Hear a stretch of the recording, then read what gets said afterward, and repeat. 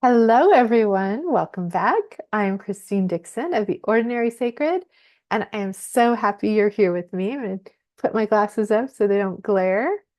You can see I'm in my room that is emptying out nicely. You'll see in this video why I'm so excited about that.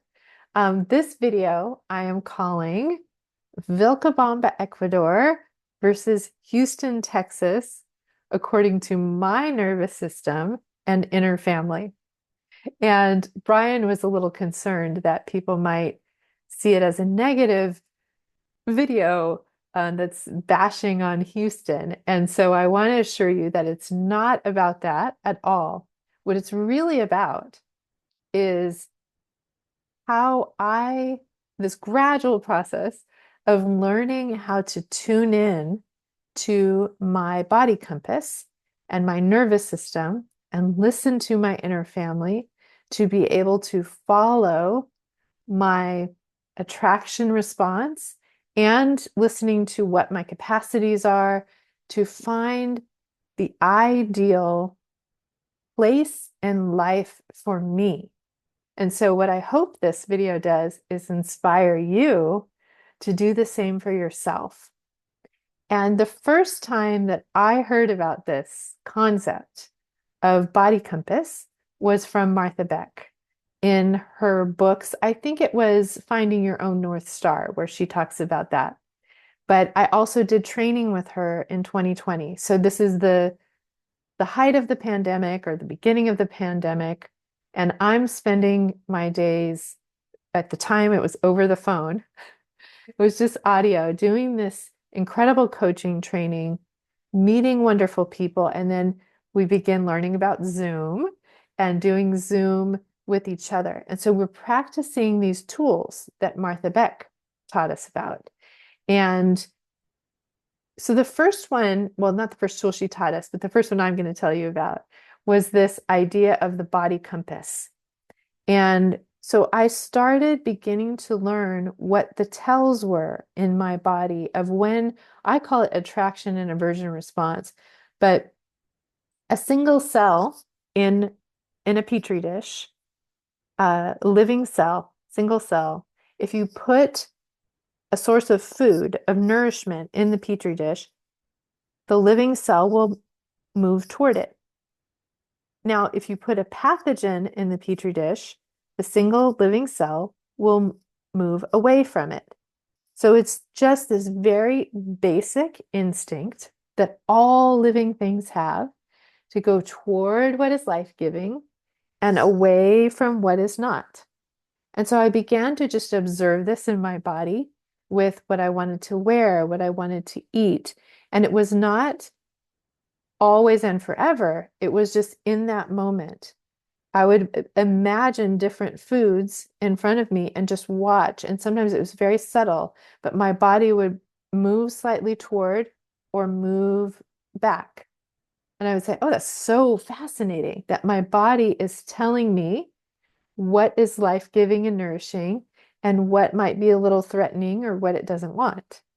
So I started observing this, and I would notice this aversion response to certain things. And it kind of got harder before it got easier because I would watch the aversion response, and then I would watch myself override my body compass and say yes to the thing in front of me anyway. And so that's when I began to really get curious about the parts of me in my inner family that had learned that their burden was to override what was life-giving for me, in particular, to please the people outside of me or to do the thing I should do, to not get criticism or rejection. And so it made sense. These parts really made sense about why they would override it, but they were so burdened, so steeped in we must not follow the body compass, or we are selfish, or we're going to die, we're going to be rejected and abandoned. And so I had to really unload those burdens and go back and witness those parts, right? Before I could actually obey, in essence, my body compass, that I can actually live in alignment with it. And so that's been a gradual process. And it's not bad. It's wonderful because every time I watch myself override it, I can get curious about that part and what they need me to witness and what they need me to reparent and redo and what updating they need and what burdens they need to unload. And so over time, I've gradually been able to become more and more in alignment. Um, but it's sometimes people get frustrated by it because they're like, you're constantly changing, Christine, right? You were doing one-on-ones and then you stopped doing one-on-ones and then you're doing groups and now you're not even doing groups anymore and you're focusing on YouTube. But I feel so excited in my system about beginning to do more, but give more of my attention and my passion to these YouTube videos to teach, to review books, to give meditations, exercises, talk about my own parts and my own experience like I am here, and put that energy there and not have to be in a specific place at a specific time, to be able to do it when my body has capacity and when it has the energy. So, I'm excited about that. I'm going to start probably putting out more YouTube videos. But if you are interested in learning more about following your body compass, and particularly this integration of the body compass and internal family systems, and noticing the parts of you that block you from following your body compass, your attraction and aversion response, I have a self-paced course called I think it's called Your Body Compass Through an IFS Lens. And so you can get that on my website. I'll try to remember to put a link in the description as well. I'm also going to almost double the price of my self-paced courses over after January. So if you want to get that, I would suggest to get it before the end of the month. It's $42 right now. And I'm doing this because I actually bought a course on through YouTube that some people had made, and it was almost 3 times the cost of my courses. And I thought my courses are just as good, and I felt satisfied that I felt happy about paying that amount for what I got. So I'm going to increase the price of my courses in the new year. But if you want to check that out, I'll put the description below. All right. So now let's talk about specifically Vilcabamba, Ecuador, and how we got there. Okay. So first, going back to 2020, when I'm in the Martha Beck training, I learn about my body compass. And then she has us do this exercise called Ideal Life. You can also do Ideal Day, Ideal Place, Ideal Home.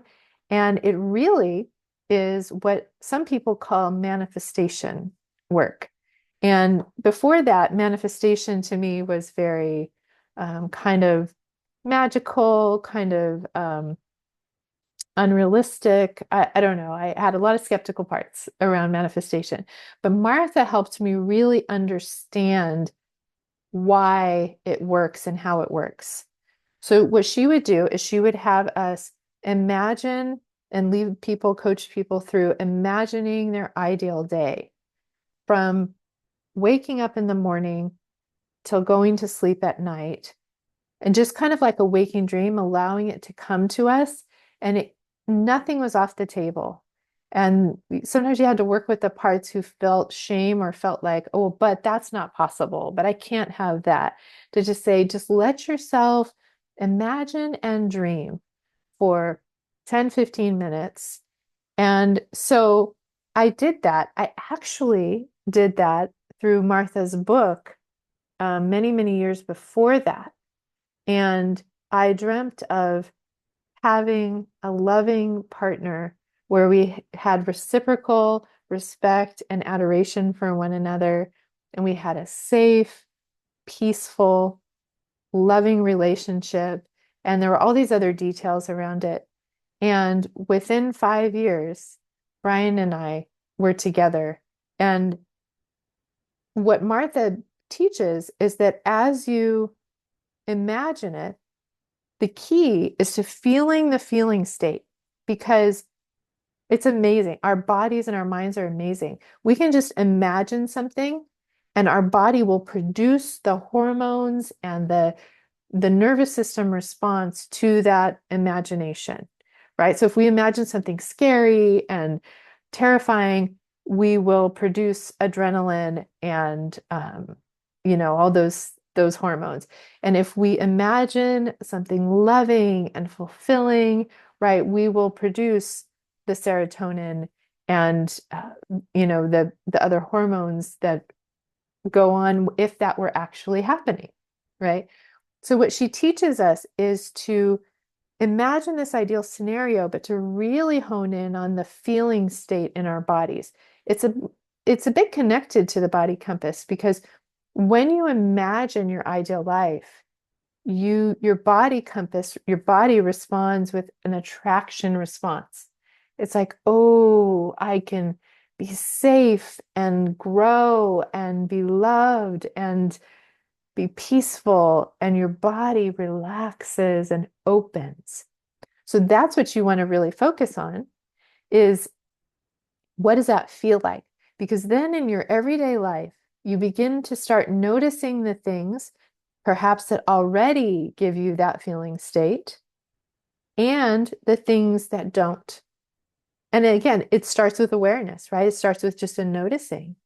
And you're like, oh, um, when I think about going to the beach and just relaxing for the day, watching the sunset, ooh, I have that body compass, right? Or when I'm with this person, I feel so safe and grounded and relaxed, and I can be authentic, be myself. It feels so good, that feeling state. When I think about going with this person or when I'm with this person, I feel my shoulders hunch up, I feel my heart kind of racing a little bit. I feel a little discomfort in my belly. Again, I have this bracing, this aversion response. And it's just, that is so interesting. You start to notice those things. And as you follow that, you follow your body compass, you follow the feeling state, one little thing at a time, right? I remember one of the things for me that I wanted was to be surrounded by nature. And at that time, I was in a concrete jungle in the middle of the city. But I started noticing, ooh, if I buy this strawberry plant, this blueberry plant, and I put it on my patio, I have a little bit of that feeling state. So, one little decision at a time, I started following that all the way to this beautiful life with my husband, Brian. So, and again, it's an ongoing process. So, I found my partner. I found this beautiful connection, companionship that we still have, and we're so excited about every day. And, but honestly, Houston was not ideal for me. And so I remember in 2020 doing an exercise with one of my fellow coaches, and it was your ideal space. And I remember describing to her, oh, it's this room, it's got a wooden floor and white walls and windows that overlook, a beautiful natural setting with trees and a forest and mountains, and there's nothing in the room. And she said, nothing? Because the whole exercise was I was supposed to describe all the things I wanted in this ideal space. I said, there's nothing. Oh, I love it. Open space, simplicity, nothing. And again, this was unique for me, right? It may or may not be true for you. There may be specific things that you want in your life that give you an attraction response. I want to say a little side story here, though, about that. I remember watching this show. I don't think it was Hoarders, but it was something like that. like Marie Kondo, right, where they're trying to um, organize and fix up someone's space. And there was a woman, and her kids had this game room or toy room. And I mean, there were toys from the floor to the ceiling. It was just very busy, very, very cluttered. And she was protesting and she was afraid. She said, if I get rid of all these toys, I don't know, my kids want to play with them. I don't know if they're going to like it. And the person who was doing it said, well, we'll just take the toys and we'll put them in the garage or we'll put them in storage. And so you can still get them back. Again, this reminds me of the work that we do with our inner parts when they resist. Let's just do an experiment. Let's just take the burden away for a little bit and see how you feel. Let's just take all this stuff and put it away and see what happens. So they did that. And the space now was open. There was almost nothing in it. It was like a little table and chairs and a bookshelf, and that was it. And she invited her children into the space, and I will never forget their reaction. They started dancing and spinning around with each other and laughing and falling on the ground and doing little somersaults. And they were so happy in this open space because they had freedom to just be, right? Like a lot of our parts, when they get unburdened, they just want to be present, they want to be playful, they want to dance, right? So, um, for me, that's definitely how I feel that when my space is cleared out, like is happening here, um, I feel more free. This also reminds me of a post that Cory Muscara posted recently, where he talked about how often when we don't feel comfortable with ourselves, we don't like ourselves. And again, he's not using IFS language, but we have parts who are really critical and we have parts who are hurting and not met with self-love. We try to grasp at other things, right? Lots of different things. And this is really our firefighters, right, who are trying to help us numb and escape the pain. Um, we think if I just get enough money, if I just get enough of this, if I get the high from having a new thing, or if I seek another person and I have um, enough love and attention from them, then I'll be okay. But actually, when we're happy with ourselves, when we love ourselves, when we love all the parts of us, and we're listening to them, and they're able to be with us, and then if you're in a partnership, if you each have that, and then you're very happy with each other, you don't need a lot of things. You find that minimalism, simplicity is actually really exciting. At least I don't want to project that on everyone else. I think that there are certain things that can have meaning that we're present with that are absolutely wonderful. But for me, I have found that the more I get rid of, the happier I am. And this is the very opposite of the message of the dream of the planet, as Don Miguel Ruiz calls it, where it's this idea that if I just get more, right? I need more and more and more to be happy. More things, more money equals more happiness. But what I found is we do need a certain level of money, which is a strategy to get basic needs met, right? We need our basic needs met. We need to have water, food, shelter, clothing, safety of some kind. Once we have that, though, all the things on top of that don't actually add to our happiness. So anyway, just a thought to experiment with for yourself. Lots of thoughts there. Um, but so okay, so again, we're talking about Vilcabamba, Ecuador versus Houston, Texas. So I was in Houston, Texas at the time, but as I did this ideal life, ideal place work, I had all these feeling states and all of these things that I wanted. I wanted to be in nature. I wanted minimalism, simplicity, slow pace of life, space for stillness. I wanted a perfect climate. Well, perfect according to my system is between 50 degrees Fahrenheit and 80 degrees. So no colder than 50, no warmer than 80, which I knew was a lot to ask, right? The parts are like, that's impossible. You can't get that anywhere. But, you know, the exercise is to dream. So I wrote all these things down. My system in particular gets really dysregulated with the incredible heat and humidity in Houston.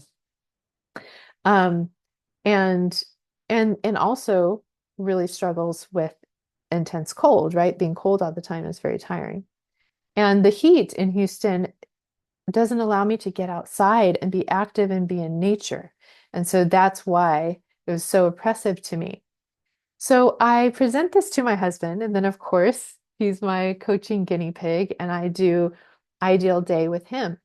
And he begins to identify the things that are really important for him.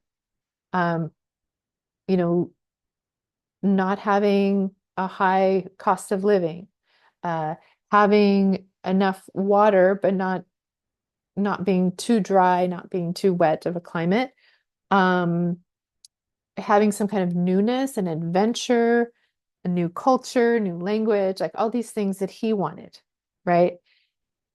Okay, so then he made it his goal because I remember taking this to my trainer in the Martha Beck program and saying, what do you do when your ideals and your partner's ideals are seem to be competing?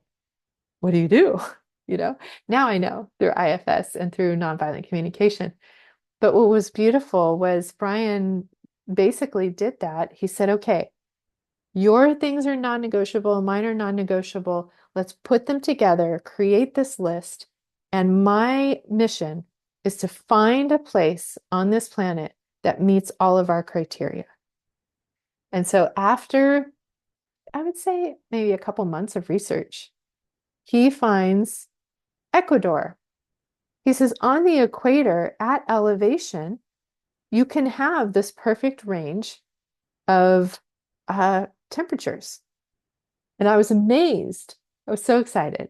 Then he hones in and finds this little mountain village valley in southern Ecuador called Vilcabamba that has a large expat community, is many of them based in spirituality, simplicity of living. It offers the mountainous views that I wanted, the low cost of living that he wanted, simple life, minimalism, adventure, another culture, learning another language. It had everything on both of our lists combined.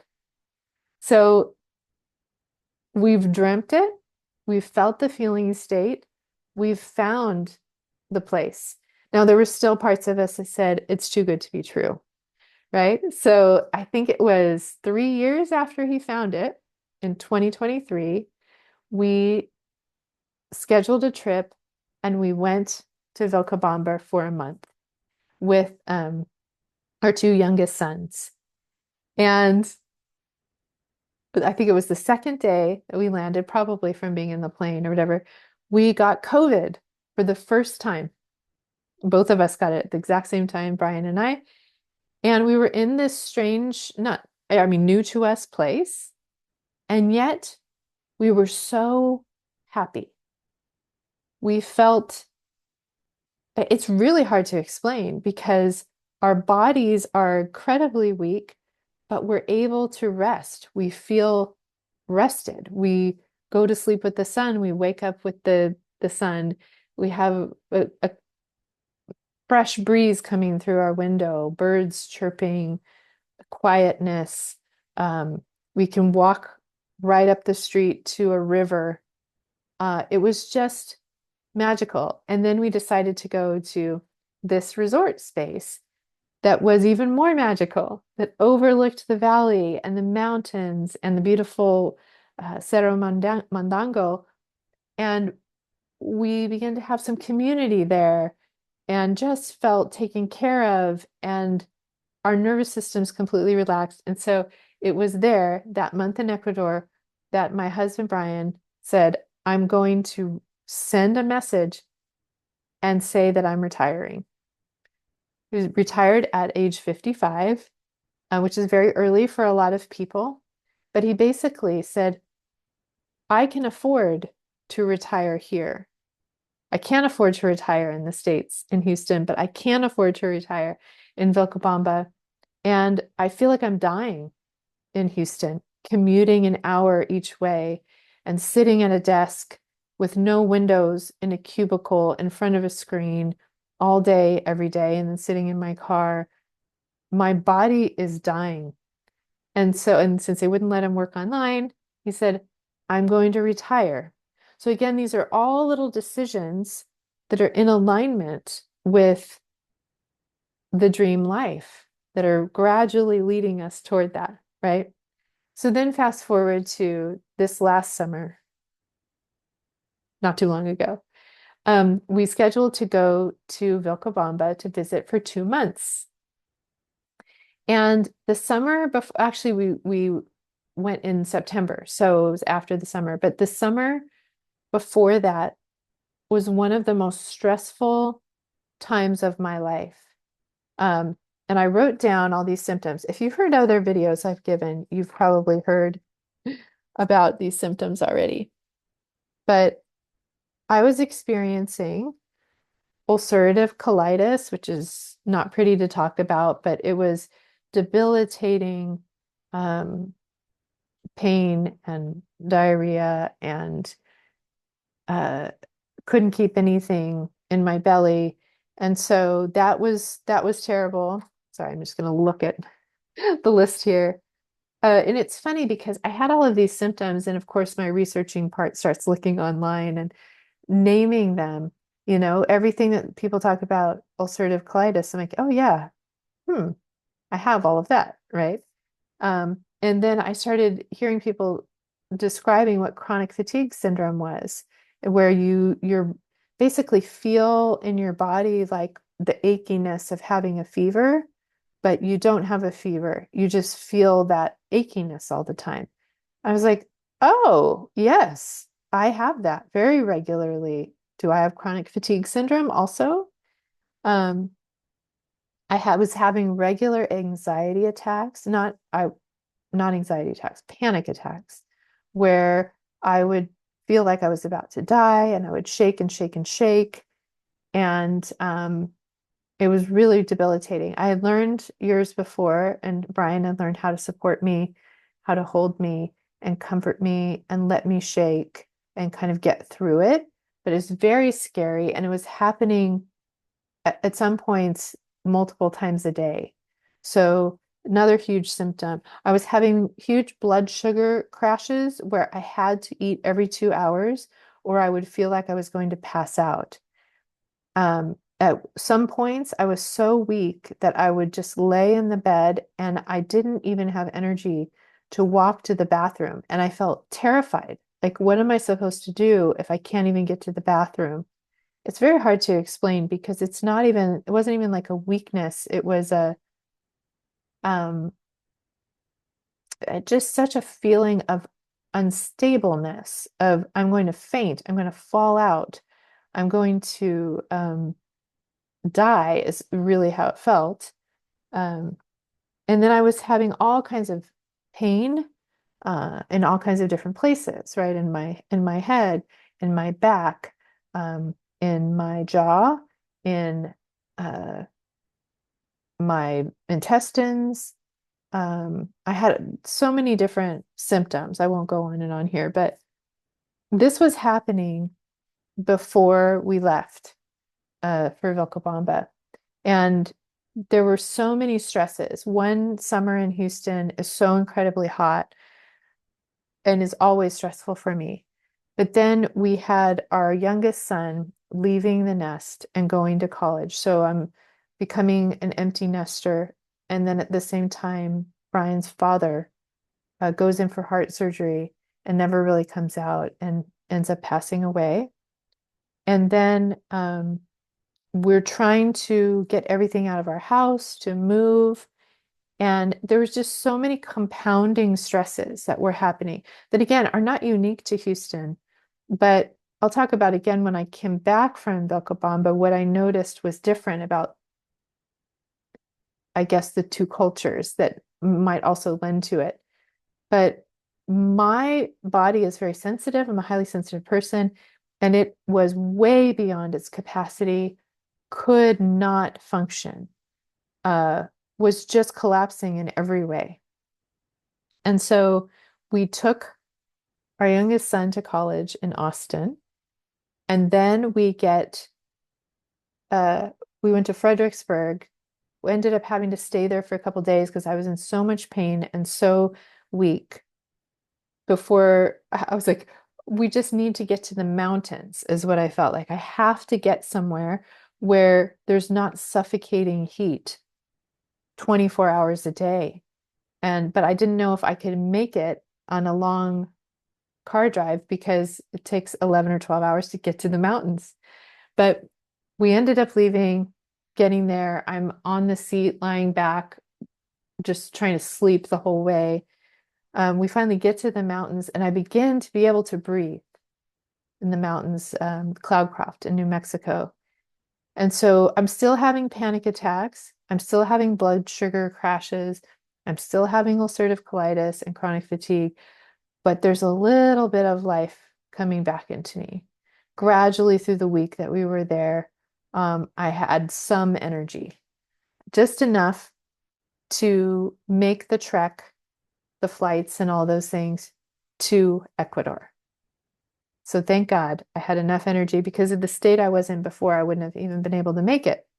So I get to Ecuador, we make it to Vilcabamba, and it felt like it's so hard to explain. Like my whole nervous system just took a huge sigh and was like, oh my gosh, I'm safe. I can rest. And that's so strange, right? Because I'm in a foreign place, but my nervous system is saying, I can rest now. Whew, I can relax. And there, I had a good 6, 7 weeks where I had energy. We were walking to town every day, walking a lot, doing yoga most mornings, um, socializing with people, creating content. I felt alive. I felt um, happy. I felt energetic. It was just night and day from where I was the summer before. And when I would tell people in Vilcabamba, they couldn't believe it. No, no way. You're a totally different person now, right? So the effect on my nervous system and on my inner family, right? My inner family was so activated over here and so relaxed here that even though there were stresses here, just like we had COVID the time before, uh, there were power outages going on in Ecuador where the government would sometimes, it was 12 hours a day when we would not have power. They would schedule the power to be turned off. Um, and we kind of never knew when it was going to happen. But but it was almost the entire time we were there. There were power outages every day. And then there were fires a couple different times, both caused by drought and by the dryness and a lot of wind. The rains weren't coming. And so the power in Ecuador is hydroelectric. And because the dams were emptying, it had no power. And so they were rationing it. And and then because of the dryness and the winds, there were fires. The farmers there will burn their crops when they're done. That's a practice they've had for thousands of years, probably, right? But with the conditions, then the fires would spread and go into the hills, and houses were threatened, and so there were stressful things happening here. It smells like smoke for a while, but because my nervous system was was so relaxed, I guess I'll put it down here. I had so much more capacity to deal with any other stresses that came. Whereas in Houston, my capacity is all right up here. So any little thing that comes pushes me over the edge, right? I've had it up to here. Now I'm exploding, right? And And there were so many different reasons why there's so many different little things that were taxing my system and my nervous system, right? Whether it's the quality of the water, the quality of the air, the quality of the climate, the quality of the food, the nature of the culture, rushing around, being very consumeristic, focused on politics, there's the conflict and fighting and image conscious. There's so many different factors that when they combine together, particularly for my nervous system, it's like weighing me down, or I guess my nervous system is ramping up, ramping up. And so uh, the incredible heat and then death, child leaving, moving. I mean, I was up to here, right? So, so that makes sense. And all of those factors changed when I was in Vilcabamba. So I want to share real quick. I'm going to share when I got back, someone that I know in Vilcabamba shared a post, and I thought, oh my gosh, this is exactly it. I'm going to try to make myself bigger so you can see me here. Okay.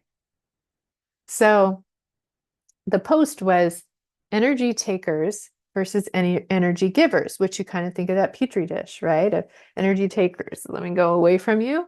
Energy givers, let me go towards you.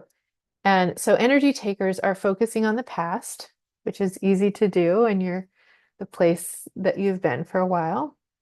Inconsistent sleep, when you have teenagers who are out late at night and aren't home when they said they're going to be home, it's very difficult on the sleep, plus other reasons for that. Mess and clutter, when you're moving house and trying to get rid of things and just you've accumulated so much, there's a lot of mess and clutter. Sedentary time, right? There's not a lot to do in the summer when it's so hot outside, but stay inside and sit and watch Netflix. So social media, um, again, ways of escaping, whether it's social media or overworking, dehydration, screen time, resentment. I had a lot of resentment toward government, authorities, institutions, lots of different things there. Negativity, junk food, which most of the food in the US is. The news, even though I've been on a news fast for at least 10 years, sometimes there's a lot of things that are just inevitable that you can't get away from. And, the talk of politics and all of those things. Alcohol, I don't really drink alcohol, but stress, so much stress in Houston over that summer. And fear, so many fears about my own health, about my children's well-being. It just permeated me. Okay, so then now let's go to the energy giving side. Music. I mean, when we were in Vilcabamba, we would walk down to town and people would just play their music really loud. Um, and I enjoyed that. Nature, there's nature all around, just beautiful, vast views. Our nervous systems tend to relax when we have an open space, a vast view, whether it's the ocean or a mountain valley, a meadow. So definitely had that. Resting, we rested a lot, and we not just rested, we had such a balance of activity and rest, and not just rested our bodies, but rested our minds, because I actually loved that the power would go out for big chunks of time each day, because I didn't have the option to grab my phone and go on social media or watch a video. Since I didn't have that option, I started to read books and meditate more, spend more time with my parts, go for walks, have talks with Brian, go socialize. And my life felt so much more balanced, integrated. And so there was one day when the fires were really big, they decided to give us power for 24 hours. And I remember feeling grief about it. feeling really sad that I wished I had that time back where I didn't have the power. Um, Sunlight. There's was lots and lots of sunlight there, and but not too hot. Positivity, gratitude, yes, hydration, yes, meditation, definitely movement. Yeah, we had to walk to town. We didn't have a car, so we walked every day, and it was not fabricating some kind of exercise. Of course, I always tell people with exercise, with movement, do whatever you love to do because you will be motivated to do that. And for me, I love to walk. I love to be out in nature. I love to see new things. We saw new things on our walk every day, and we were getting somewhere. We were going into town. Breath work, community we had in Vilcabamba and not in Houston.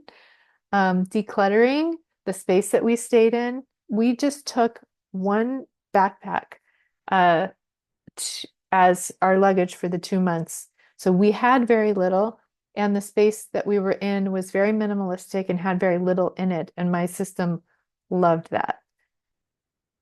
Consistent sleep, like I said, especially when the power was out, we would go to bed with the sun and wake up with the sun and get 9 or 10 hours of sleep every night. Eating whole foods. Oh my goodness, the food there is growing season all year long. So there's fresh fruits and fresh vegetables that are real and they're all organic in essence because they're growing them in their farms. They're bringing them to market on Saturday. We buy them, we consume them. If we keep it too long, it goes bad, which is a good sign that it's not doesn't have all these chemicals on it to keep it from decomposing. And so the food we were eating was really high quality food, and the water that came from the Podocarpus Mountains was fresh water. The air, with the exception of when the fires were happening, was really fresh air, which makes a huge difference. And then the last one, learning something new. We were learning Spanish, we were conversing, we were growing in our language ability to communicate, we were learning cultural things, we were meeting new people. So, so all of that applied. The things, the energy suckers were all happening in Houston for me, and the energy givers were all happening in Vilcabamba to me. So when I saw that, I thought it makes complete sense. And I also asked Brian at one point, like, what do you feel like was present in Vilcabamba that's not present in Houston that, made your life easier? And he said, adventure. Again, some of the things that were on our list, right? It's all the things that we wanted. He's a connection to the earth, or being closer to the earth.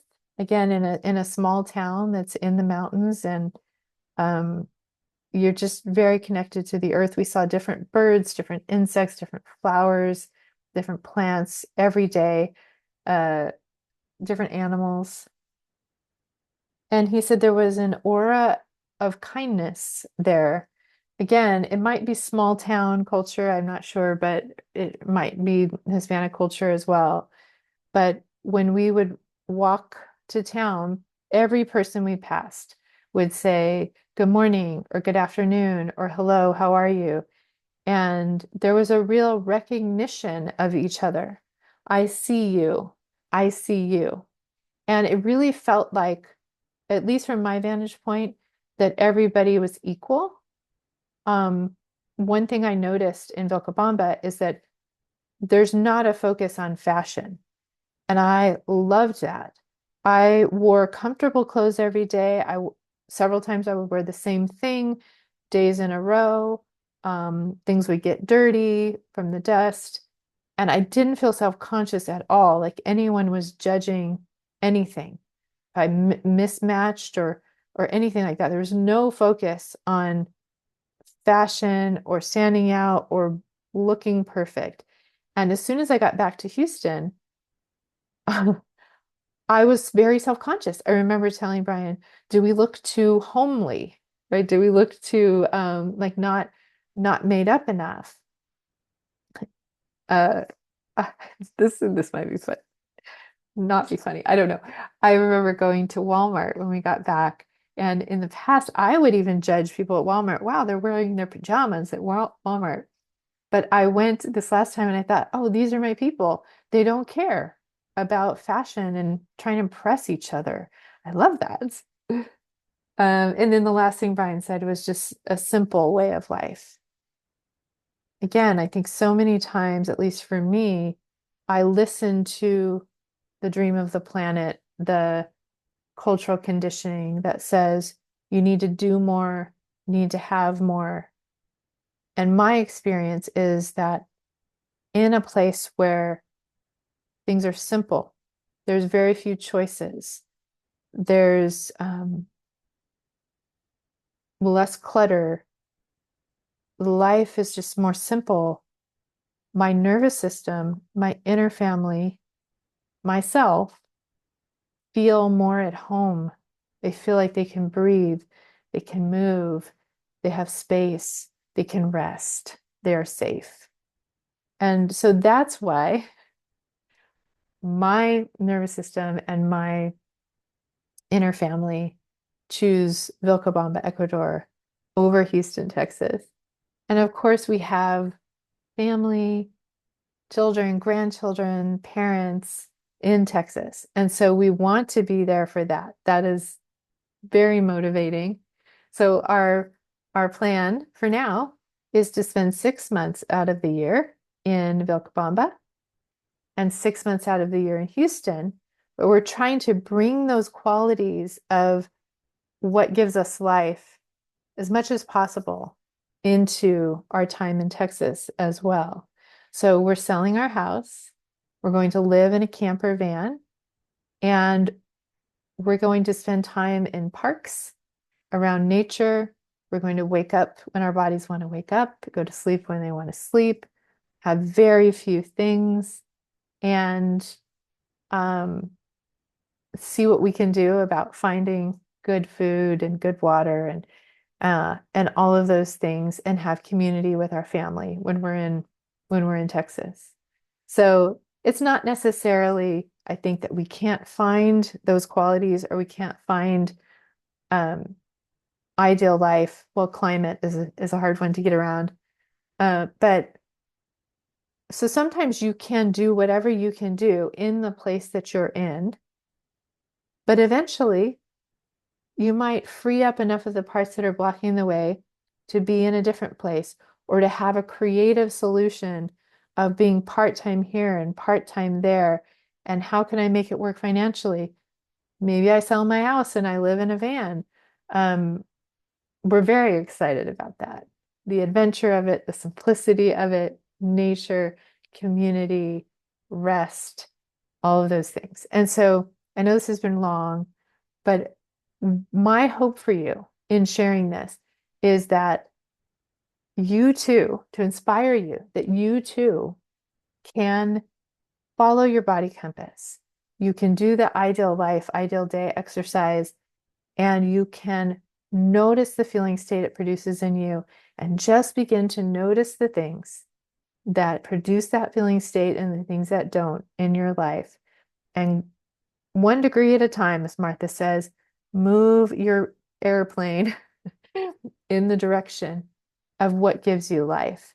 And you'll find that eventually you'll be on a totally different course, but it won't be so difficult and angsty. Of course, meeting with the parts that feel angsty is really important too. So thank you if you are still listening to this. My parts are really grateful because I know I've just shared a lot of kind of personal things about my life. But if you have any questions, you're welcome to put them in the comments below. If you have any, like if you do that ideal life exercise and you want to share about the details of it or the feeling states that you noticed it brought for you, share that in the comments below as well. If you notice parts that come up that block you from following your body compass, or that attraction response, that feeling state, you can share that too. You are completely normal if you have that. And again, if you want to do more work with the body compass and from an IFS perspective, I'll put the link to that in the description below. See you next time.